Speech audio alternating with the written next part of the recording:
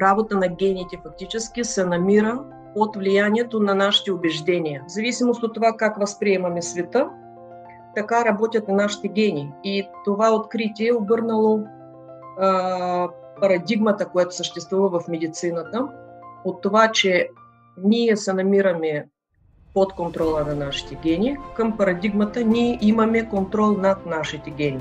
Тоест фактически от жертва ние в този случай можем да се превърнем в победител. Съответно, след като можем да управляваме гените, ние можем да управляваме и нашите убеждения и мисли. В този случай ние насочваме работа на гените в необходимата на нас посока. Съответно, от тук правим извода, че негативните убеждения правят човека болен, а положителни, позитивни мисли могат да го излекуват. Предполагам, че повечето от вас на времето, говорим за, да кажем, преди 15-20 години, сте са срещали или може би даже на този етап с литературата, например като Кастанеда, на Хосе Силва. Помните, че и до сега имаме, така се издават литература на Луис Хей и така нататък. Тоест това са хора, които предлагат промяната в убеждения, в настройките да става по пътя на афирмациите на убеждението. Тоест да си обясним на себе си как би трябвало да работим. Само че